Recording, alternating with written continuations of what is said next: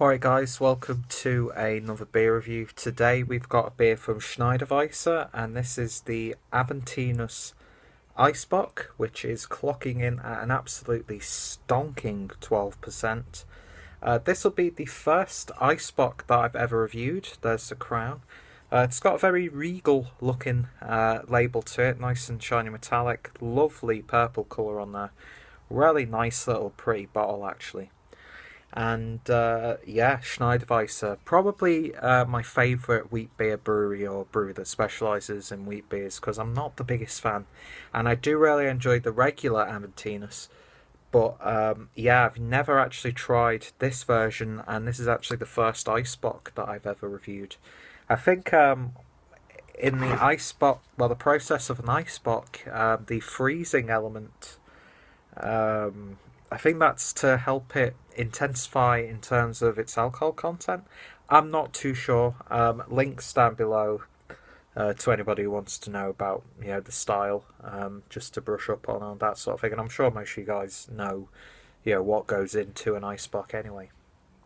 But yeah, really big fan of the regular version, and at some point I will be doing a sort of comparison video with a regular Schneider-Weisse. I was a bit worried at first. I was going to hold off and pick up a regular version, but I found two supermarkets pretty much that stocks both of them really cheap, so I don't really need to worry about not getting my hands on one.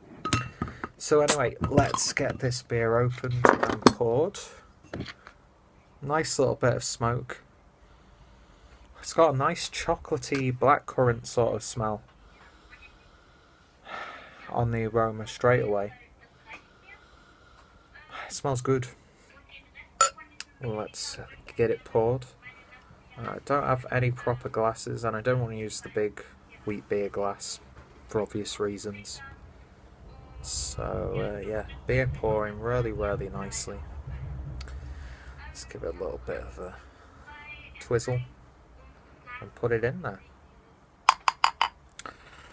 So, beer in a glass, and that's a nice dark brown colour. Almost reminds me of like a deep cola. It's not like an oaky, really intense borderline black brown, but it's got a nice, I don't know, it's got, you can see a little bit of like chalkiness, maybe a little bit of haze in there, but you definitely can't see through it completely. And beer poured with a nice one finger's worth of really compact, foamy, tan coloured, or slightly going on tan. Lighting not the best right now, but yeah, it looks good. And I think it's not as intense or as dark as the regular Aventinus. But yeah, on the aroma, you do pick up alcohol on the aroma, but that's understandable at 12%. It's got sort of like a really intense berry, black currant, that sort of thing to it. You definitely pick up those malts in there. There's maybe a slight smokiness as well. Maybe a bit of chocolate. Smells nice. Smells really nice actually. Not overpowering and overwhelming, but what you get there, it is a really flavoursome beer. So, but it's sort of mellow at the same time, which is quite nice. Yeah, like a boozy, cakey sort of thing. Anyway, it smells good. Let's give it a taste. Cheers.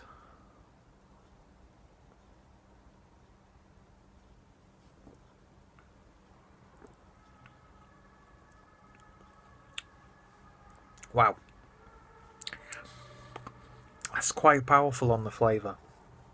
You definitely get that alcohol. You get it in the aroma. You get it in the flavour. You get it on the body. You get it as it goes down. You feel it going down. You feel it on your palate. You feel it going down your throat.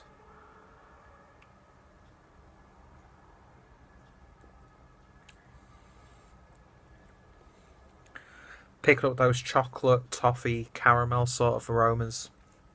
Maybe a bit more on the bitter, slightly burnt side.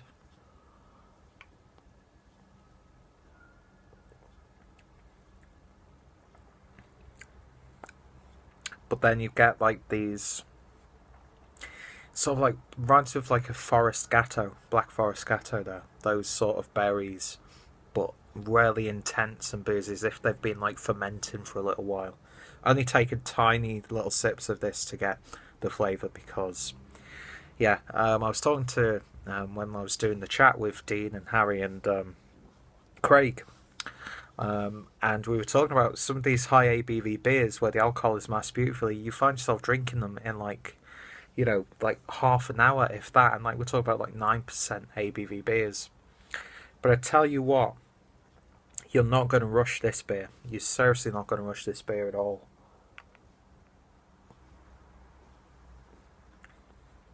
When it goes in your palate, you get like a really intense, prickly sensation almost. But as boozy as it's got like a really sweet booziness, more like a high ABV liqueur as opposed to like a sweet brandy or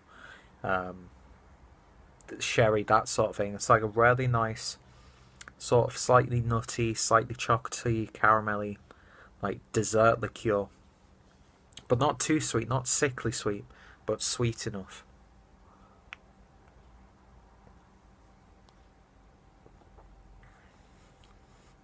Nice mouthfeel as well, goes in nice and creamy, leaves you with a slight lining on your mouth, but then that carbonation creeps in, fizzles it nice, so you've got a nice coating on the palate, and then it goes down nice and warm. And I tell you what, when it comes to autumn or winter, this is one of those beers that would be perfect for them, where you don't really want to drink too much, maybe perfect for a nightcap. You know, you could pretty much have a night just drinking one of these, just taking your time with it. And yeah, that is a beautiful beer. I'm just really surprised at how evident these the alcohol is in there, and the intense flavour, but it's not overpowering, and the only thing stopping you from just gulking this back is that intense body, that high ABV. And, you know, even for a 12% beer, it's not unpleasant in any, you know, stretch of the imagination. It's a beautiful little beer. And I think I've got a review of the regular Aventinus on here. If not, I need to revisit that one, because I don't know if I brought it over from the old channel or not. And, yeah, it just seems to have a bit more character and a little less hop presence from what I remember of the regular Aventinus. But I'm definitely going to be doing a comparison video. I wanted to drink this before I did, you know, another video on it. And yeah, I think for what I paid, about €2 for a 340ml bottle. And compared to what you pay, you know, for this back in the UK, yeah, it's about just double the price of the regular Aventinus. So you've got two very high quality, mature beers for a really good price when you're here in Germany, so you can't knock it. And yeah, a phenomenal little beer, definitely world class. I think this is one of the top 50 at this point German beers on Rate Beer. Beautiful beer. And yeah, it's going to take me a while to finish that one off. It's a good job it's not in a 500ml bottle, that's for sure. It's one of those beers that perfect for a bottle share, perfect to take round to your friend's house if you're having a meal, that sort of thing. It's got that sociable quality to it, but not in the sense of like a lager where you just guzzle them back and have a good time. This is definitely for someone who wants flavour and something to savour. And yeah, just a beautiful beer, just sweet enough, malty enough, smoky enough, really well balanced. You get that alcohol, but you expect it, not unpleasant at all. So it's an easy 10 out of 10 from me. Absolutely gorgeous beer. So if you tried this one, let me know your thoughts, opinions. What's your favourite Eisbock? Give me some suggestions. And if you have tried this and the regular Aventinus, and you've maybe recorded a video of it, or you've got any thoughts, opinions, let me know in the comments down below, because I'd be really interested to hear what your thoughts are. And yeah, look out for reviews of the regular Aventinus and a comparison video at some point in the future. So 10 out of 10 from me. If you want to find out more about this beer and the brewery, links down below. Check out my Schneider-Weisse playlist as well. Follow me on Instagram, follow me on Twitter if you're on those platforms. And most importantly, I hope you'll join me for another beer review and subscribe. Thank you guys for watching, and I shall hopefully see you later.